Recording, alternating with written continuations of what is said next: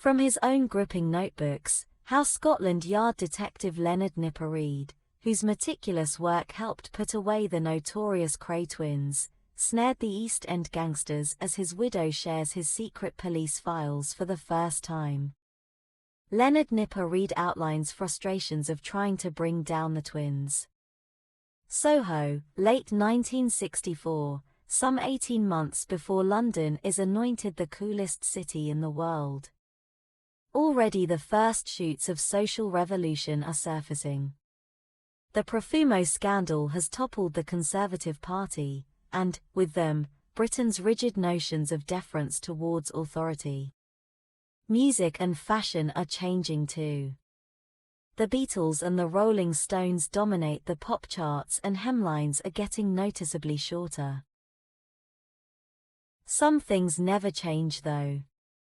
For all its dark glamour, Soho remains a seedy square mile of red lights and blue films, ruled over by ruthless gangsters operating protection rackets which a singularly tenacious detective named Leonard Nipper Reid is struggling to smash. In a series of secret reports for his Scotland Yard bosses, revealed for the first time by the Mail on Sunday, Reid outlined the frustrations he faced trying to bring down the two most notorious underworld figures of the day, Ronnie and Reggie Kray. At the time, the twins were expanding their interests beyond the East End of their birth, and since July that year, Reid had led a specially formed squad investigating, as he put it, whether there was any truth in the rumors that the Krays were operating a protection racket directed against bookmakers, publicans, and club owners and the like.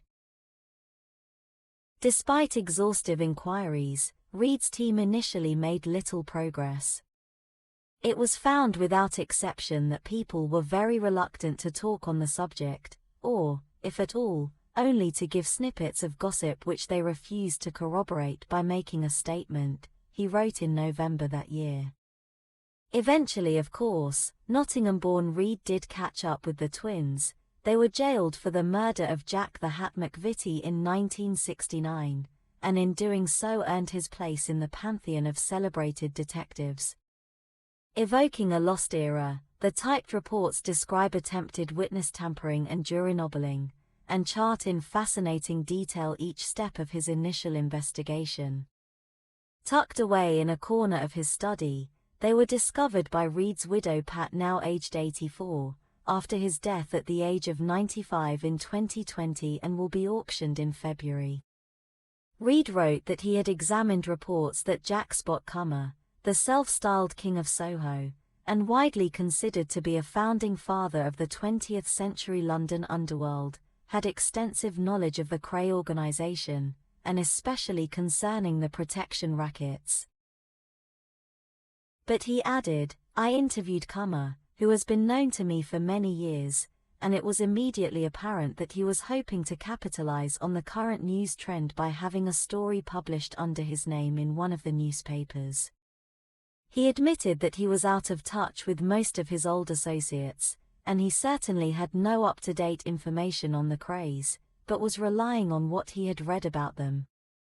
Reid also investigated claims that the entertainer Danny LaRue, who jointly owned a West End nightclub, was paying the Krays weekly protection money. Reid saw LaRue, famous for his drag act, and his partner Jack Hansen on 2 occasions, and subsequently had a further interview with them in the presence of their solicitor. "From these meetings I satisfied myself that there was no truth whatsoever in the allegations." 2 Kray associates, Billy Malone and Tommy Brown, were alleged to have collected protection money from Olivelli's restaurant in Store Street, a favourite among the London theatre world. It opened in 1934 and was said to be the first London restaurant to serve pizza. Of the protection money claims, Reid said, Gino Spino, the owner of the restaurant, denied all knowledge of the matter and, although casual observations were kept on the premises over a period, neither Brown or Malone or any other of the Kray fraternity was seen to visit the premises. He went on, another line of inquiry that was followed was in connection with the story that the Krays, in order to support their demands and further their reputation for viciousness, slashed the buttocks of people who refused to be intimidated.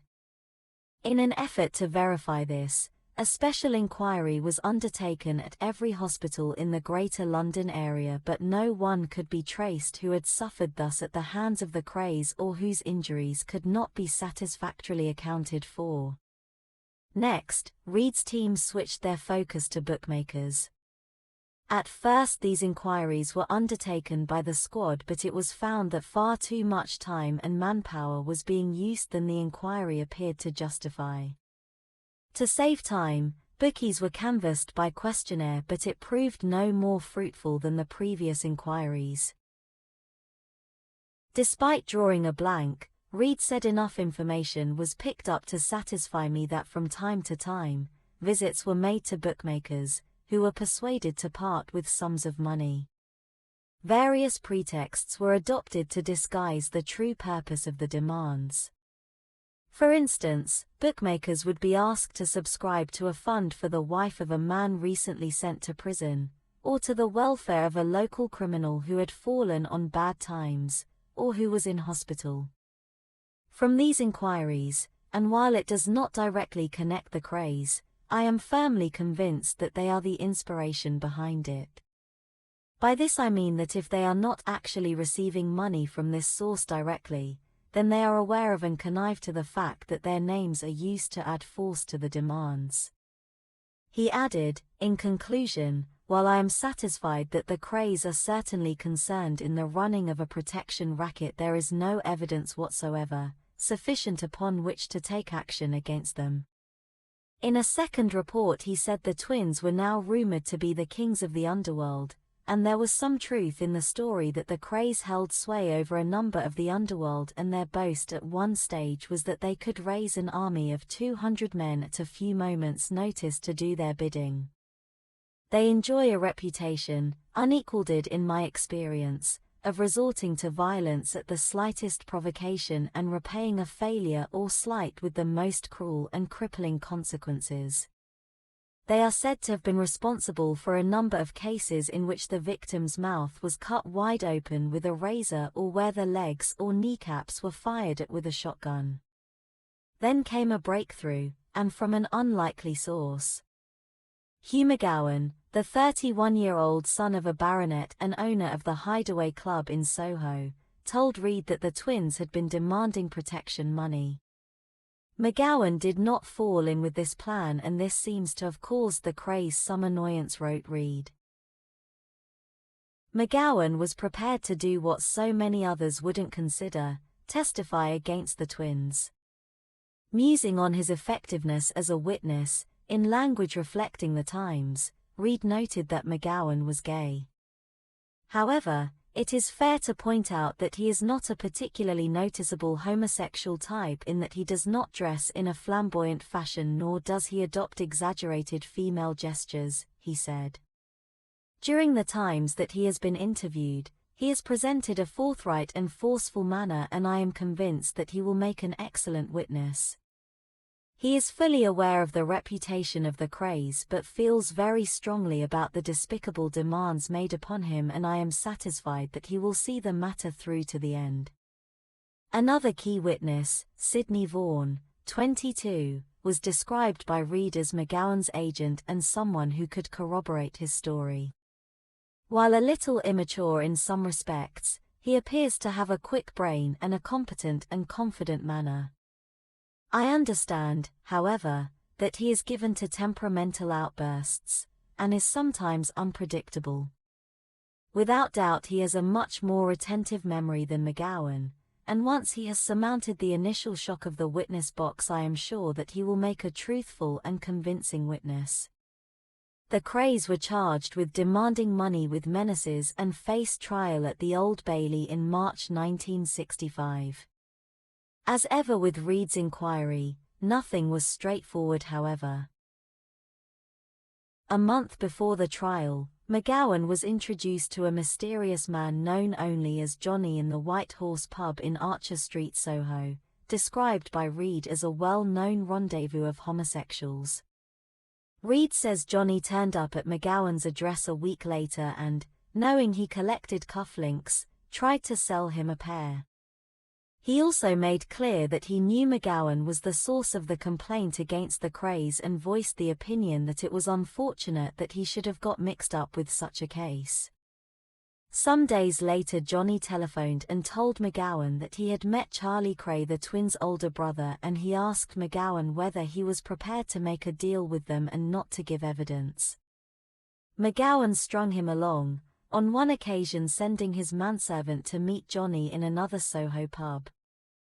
Later, in a phone call which McGowan recorded, he was warned by Johnny to either muck it up in the box, in other words go back on his original statement, or write to the Krays solicitor saying that his memory had been affected by recent illness and he no longer wished to proceed with the case, to which McGowan tentatively agreed.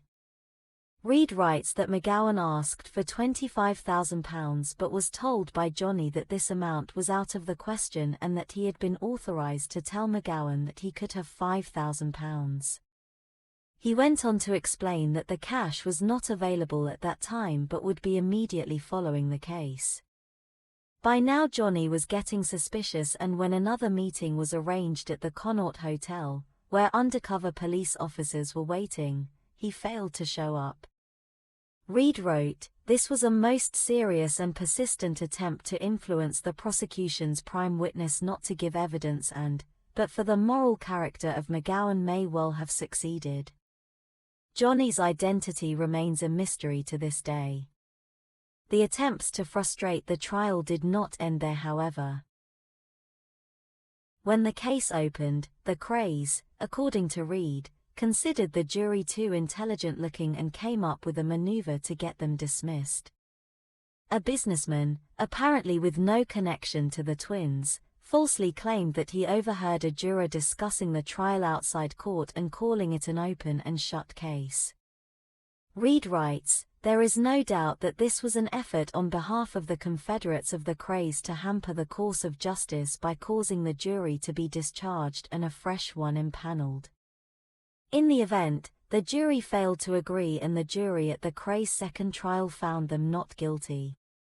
It would be another 4 years before Reed was able to bring the Krays to justice and end their 12-year reign of terror." His widow Pat, a detective on the Kray inquiry, told the Mail on Sunday, "I found the papers in Nipper's office after he died. The reports were written as events were happening around him and give a great insight into what it was like at the time. I'm sure they will be of interest." The documents will be auctioned by Saunders Auction House in Essex on February 7. Mark Wilkinson, of Saunders, said the previously unseen folders containing Nipper Reed's own reports are a significant discovery and they come directly from the family. "We expect plenty of interest from collectors of crime memorabilia."